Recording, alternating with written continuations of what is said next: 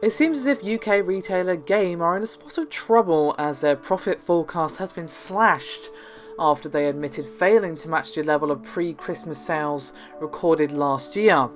Their share price tumbled by a rather ouchy 34% after their announcement that the UK revenue was down 11.4% from last year. Now, according to BBC News, over the 21 weeks leading up to the 19th of December, the total revenue for Game fell about 6.7% to £466.8 million. Now, obviously, Christmas is the busiest season for a lot of people, including Game.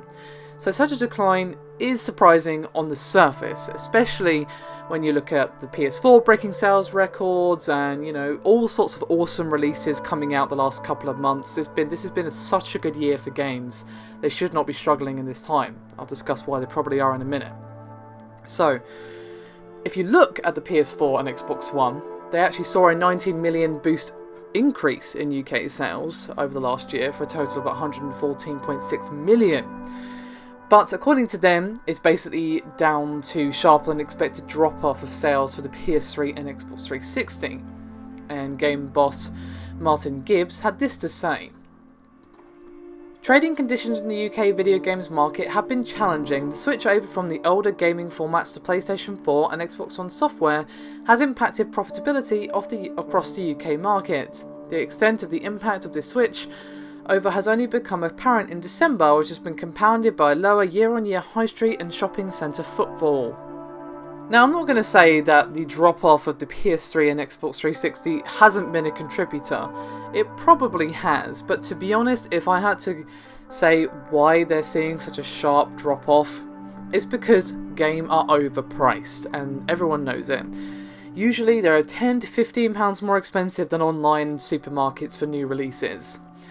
Say, for example, I can go into Tesco and get a game for £47, £48, sometimes as low as £46 depending on the title, sometimes £45 if I'm really doing well. And Game will sell that same game for £55. And then obviously you can get it on Amazon as well for, £40, £45, whatever, depending on the game. So, online and supermarkets are roughly even, with online sometimes having a bit of an edge, but obviously you've got the postage, etc. And then you've got Game, who are way above both of them. So in this scenario, is it really surprising that not many people are going there as they used to?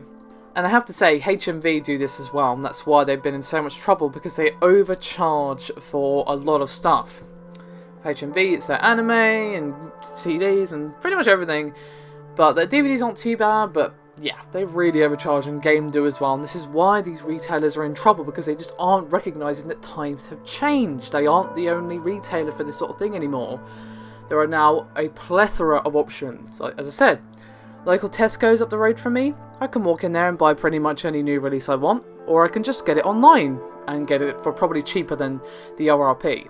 Or even if it's at RRP, it's still cheaper than Game, because Game will charge 10 to 15 over the RRP, and they have really crappy trade-in value. So I don't even trade in there anymore. That is not... Sorry, the reason is not just Xbox 360 and PS3 sales. That may have been a contributor, but to be honest, I would be surprised if that's more than a small nugget of a large wall. Most of the wall is them overcharging their customers, and their customers finally wising up that, look, there are so many places to shop these days, online, supermarkets, whatever. There is no reason to get ripped off at Game anymore. None. So, to be honest, I think Game's days are numbered. If they don't shape up and change their prices, they are pretty much going to see a decline from this day forward. Of course, I could be wrong, but that's my prediction. My crystal ball has come out. Thank you very much for watching. I'll see you next time.